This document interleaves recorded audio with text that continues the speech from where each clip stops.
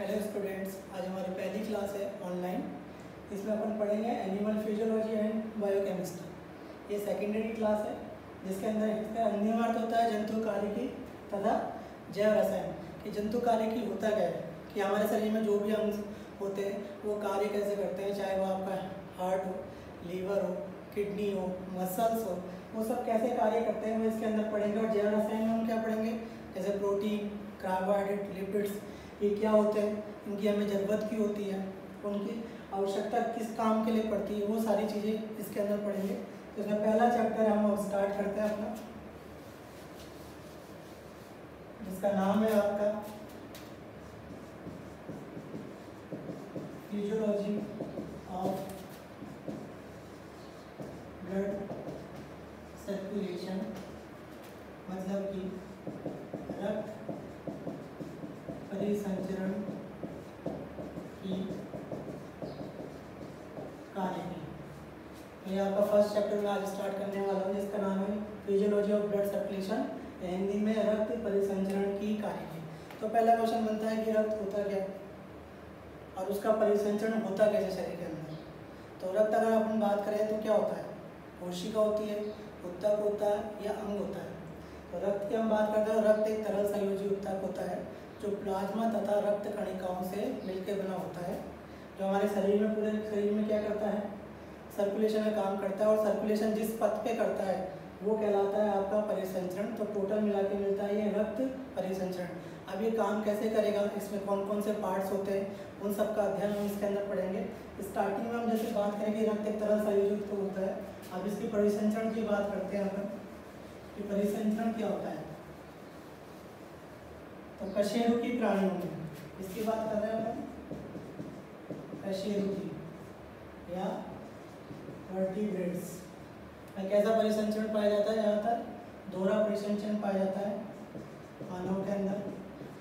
हम इसे दोहरा परिसंचरण क्यों कह रहे हैं, क्योंकि इस परिसंचरण के दो पथ होते हैं आपके। एक के द्वारा क्या होता है, जो ऑक्सीजन युक्त रक्त होता है वो पूरे शरीर में अंगों तक पहुंचता है, और एक ऑक्सीजन रहित जो रक्त होता है वो पूरे अंगों से कहाँ जाता है, आपके फेफड़ों तक जाता है, वहाँ से फिल्टर होकर वापस से कहाँ आता है, हृदय में आता है, हृदय से कहाँ जाता है, अंगों में आता है। अगर हृदय की अपन संरचना देखें तो मनुष्य का हृदय कितना होता है, 4 कोष्ठीय होता है, 4 कोष्ठीय होता है, जिसमें कौन कौन से कोष्ठक पाए जाते हैं, 2 आलिंद, 2 नीले, जिसमें एक होता है आपका राइट पार्ट, दूसरा होता है लेफ्ट पार्ट। तो जैसे कि हम डायग्राम में देख रहे हैं, ये हमारा राइट पार्ट है, ये लेफ्ट पार्ट है, ये 2 आलिंद है आपके और ये 2 नीले हैं। यहाँ पे अगर हम इन संरचना को ध्यान से देखें तो मैंने कुछ एरो बना रखे हैं, वो एरो क्या डिफाइन कर रहे हैं आपको, क्या आपका ब्लड कैसे सर्कुलेट हो रहा है पूरे शरीर के अंदर। तो इस एरो अपन इस डायग्राम को पहले नोट डाउन करेंगे और इसके बारे में समझेंगे कि इसमें जहाँ पे रेड वाला दिखाई दे रहा है आपको, ये तो कैसा है, ऑक्सीजन युक्त रक्त है। और जो ये ग्रीन दिखाई दे रहा है ये कैसा है, ऑक्सीजन के रहित रक्त है, मतलब कि इसमें CO2 की है। हम यहाँ से बात करें तो ऑक्सीजन युक्त रक्त कहाँ से आता है, फेफड़ों में से आ रहा है, फेफड़ों में से कहाँ से आ रहा है, आलिंद में आया, फिर नीले में आया, और फिर नीले की सहायता से पंप होकर शरीर के सारे अंगों को गया। ये सारी क्रियाएं किसके द्वारा होती है, धमनी के द्वारा होती है। तो शुद्ध रक्त किसमें बह रहा है, आपका धमनियों में बह रहा है। धमनियों से कहाँ पहुँचा, अंगों में पहुँचा, अंगों से ऑक्सीजन का यूज हो गया। अब यूज होने के बाद उसमें CO2 प्रेजेंट हो गई, और वो CO2 वाला रक्त कहाँ जाएगा, वापस आलिंद में जाएगा, पर कौन से वाले में, राइट वाले में। आलिंद से फिर नीले में, और नीले से कहाँ से पंप होगा, ये वापस से फेफड़ों में पंप होगा, जहाँ पे क्या होगा, श्वसन द्वारा आई ऑक्सीजन इसमें मिलेगी और ये कैसा हो जाएगा, शुद्ध हो जाएगा, और वापस से कैसे पहुँचेगा, ये सर्कुलेशन चल रहेगा। इसलिए इसका नाम क्या रखा है, दोहरा परिसंचरण, क्योंकि एक पथ ये होता है, एक पथ ये होता है, तो दोनों को मिलाया गया कहते हैं दोहरा परिसंचरण पथ। तो इसको आप नोट डाउन कर लीजिए। और एक इसमें खास बात और है, धमनियों में जहाँ तक हमने सुना होगा, सबने आपने बचपन से पढ़ा होगा, शुद्ध रक्त बहता है, सिराओं में अशुद्ध रक्त बहता है, मगर एक धमनी ऐसी है जिसमें अशुद्ध रक्त बहता है, और एक धमनी सिरा ऐसी है जिसमें शुद्ध रक्त बहता है। तो कौन सी सिरा होती है, फेफड़ों से जो सिरा निकलती है उसमें कैसा रक्त होता है, शुद्ध होता है, जो कहाँ जाती है, आलिंद में जाती है। और फेफड़ों में जो धमनी जाती है उसमें कैसा रक्त होता है, अशुद्ध रक्त होता है। तो इसको आप नोट डाउन कीजिए।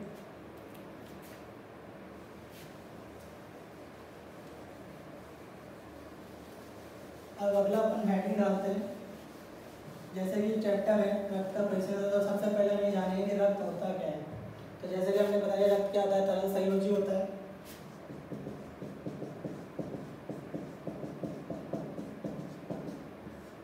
तरल संयोजी ऊतक होता है, किससे मिलकर बनाता है, प्लाज्मा और रक्त कणिकाओं से। ये कितना परसेंट भाग बनाता है ब्लड का, 55% भाग बनाता है। और ये कितना बनाता है, 45% भाग बनाता है। इसमें 90% क्या होता है, वाटर होता है, और 10% क्या होता है, इनऑर्गेनिक और ऑर्गेनिक कंपाउंड होते हैं। इसमें क्या होता है, ये भी 3 भागों में डिवाइड है। एक होता है आपकी आरबीसी, दूसरा होता है डब्ल्यूबीसी, तीसरी होती है आपकी प्लेटलेट्स। ये सारी मिलकर ये कैसे होती है, रक्त कणिकाएं हैं। तो इनसे मिलकर रक्त का संगठन होता है। ये प्लाज्मा रक्त कणिकाएं मिलकर किसका निर्माण करती है, एक तरल संयोजी ऊतक का निर्माण करती है, जो क्या कहलाता है, आपका रक्त कहलाता है, जो आपके पूरे शरीर में परिसंचरित होता रहता है। सबसे पहले इसके बारे में किसने बताया था, विलियम हार्विक ने इसकी कार्यकी के बारे में बताया था। तो यहाँ तक आपने नोट डाउन कर लिया। आगे चलते हैं अपन, इसके कार्य क्या होते हैं, रक्त के कार्य क्या होते हैं। रक्त नहीं होगा तो शरीर में क्या फर्क पड़ जाएगा आपको, तो किसी को पता है इसके कार्य क्या होते हैं। इसके कुछ कार्य जिसके बारे में बताएं। सबसे पहले ऑक्सीजन का परिवहन, दूसरा पचित भोजन को संपूर्ण शरीर में विस्तृत करने का, तीसरा एंजाइम विटामिन आदि के परिवहन में सहायक, ताप का नियंत्रण,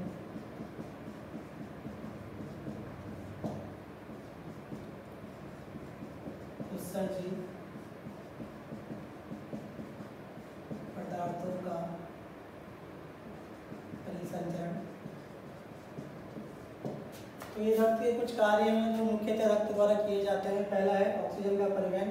हम जितनी भी सांस लेते हैं फेफड़ों के माध्यम से, वो कहाँ जाती है, फेफड़ों में जाती है। फेफड़ों में क्या होती है, रक्त वाहिनियों का जाल फैला रहता है, जहाँ पे क्या होता है उसमें से CO2 तो क्या होता है कि फेफड़ों में छोड़ दी जाती है, और ऑक्सीजन क्या होती है ग्रहण कर ली जाती है। इस तरह ये ऑक्सीजन के परिवहन में क्या होता है, सहायक होता है। दूसरा है पचित भोजन का संपूर्ण शरीर में विस्तृत करना। तो इसमें होता है कि आप जो भी खाना खाते हो जाता है आपके आमाशय में जाएगा, वहाँ पे वो पाचन होगा, उसके यकृत जरा जो एंजाइम निकलेंगे उनकी सहायता से छोटे छोटे टुकड़ों में पाचन होगा। पचित भोजन में क्या है, कोशिकाएं अवशोषित कर ली जाएगी, और कोशिकाओं में क्या उपस्थित होता है, आपका ब्लड उपस्थित होता है, जिसके माध्यम से संपूर्ण शरीर में विस्तृत होता है। दूसरा है आपके शरीर में जितने भी एंजाइम विटामिन आदि हैं उनके परिवहन में भी सहायता करता है। चौथा है ताप का नियंत्रण। आपने देखा होगा सर्दियों में जब बाहर का टेम्परेचर हो जाता है कम, तो हमारे शरीर का ताप उतना ही बना रहता है। गर्मियों में बाहर का टेम्परेचर ज़्यादा हो जाता है, तब भी हमारे शरीर का ताप उतना ही बना रहता है। तो उसमें कौन सहायता करता है, उसमें रक्त के द्वारा सहायता की जाती है। उस समय क्या होता है, धमनियों को फैलाने और सिकुड़ाने की जो क्रिया होती है जिसके द्वारा ताप नियंत्रण होता है, ये सब रक्त के द्वारा होती है, जिसको हम आगे क्लास में डिटेल में पढ़ेंगे। अगला है उत्सर्जी पदार्थों का परिसंचरण। उत्सर्जी पदार्थों का परिसंचरण कैसे करेगा, आपने भोजन कर लिया, पचित भोजन सभी कोशिकाओं में पहुंच गया। सभी कोशिकाओं के पहुंचने के बाद क्या है, जितना भोजन था काम का था उसको तो यूज में ले लिया। कुछ उत्सर्जी पदार्थ होते हैं जैसे कि आपका अमोनिया हो गया, यूरिया हो गया, यूरिक अम्ल हो गया, जो अपने शरीर में किसी काम के नहीं होते। उनको कहाँ त्याग दिया जाता है, उनको ब्लड में वापस त्याग दिया जाता है। वो ब्लड के माध्यम से कहाँ जाते हैं, आपके किडनी में जाते हैं। किडनी में नेफ्रॉन की सहायता से फिल्टर होते हैं और मूत्र के रूप में शरीर से बाहर विसर्जित हो जाते हैं। तो ये सारे कार्य किसके द्वारा किया जाता है, रक्त के द्वारा किया जाता है। तो यहाँ तक की बात हो गई रक्त के कार्य। अगला हम बात करें तो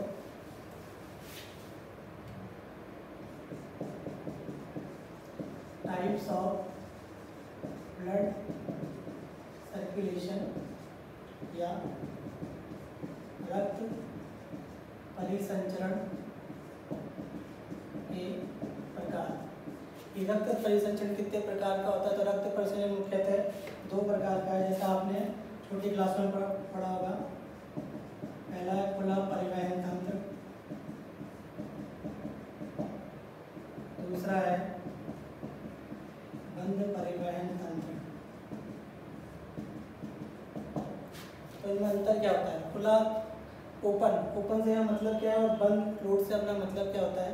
जब नॉर्मली अपन पढ़ते हैं कि रक्त किसमें बहता है? धमनी और शिराओं में। इसमें भी धमनी शिरा में बहेगा, इसमें भी धमनी शिरा में बहेगा। अंतर क्या होता है अपन एक डायग्राम के माध्यम से समझेंगे कि इनमें बेसिकली अंतर क्या होता है।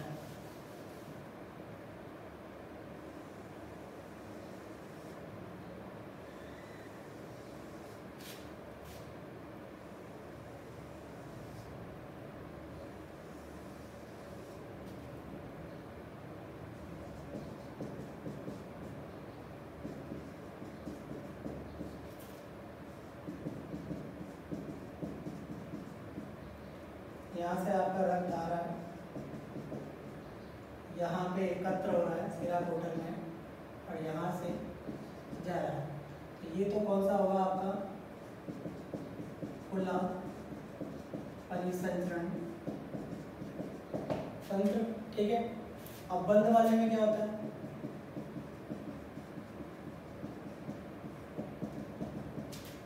वही आपकी धमनी, रक्त आएगा, शिरा,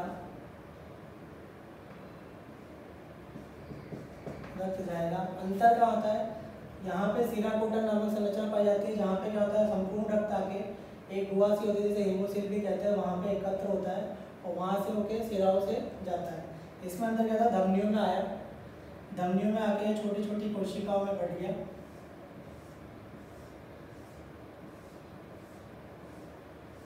छोटी छोटी कोशिकाओं में चली गया। अब ये कोशिकाएं कहाँ जाएंगी? ये कोशिकाएं आपके शरीर के संपूर्ण अंग में अपना रक्त पहुँचाएंगी। तो यहाँ से क्या हुआ? कोशिकाओं में गया, छोटी छोटी कोशिकाएं पाई जाती है, वहाँ से क्या हुआ? अंगों में गया और फिर अंगों से किसको ग्रहण करा? यहाँ पर। तो अंतर यहाँ पर आ गया। यहाँ पे तो रक्त कोटर पाया जाता है और यहाँ पर कोशिकाएं पाई जाती है। यहाँ पे धमनी जो रक्त लाती है सीधा कोटर में एकत्र होता है और वहाँ से क्या होता है? सिराओं से होकर अंगों तक जाता है।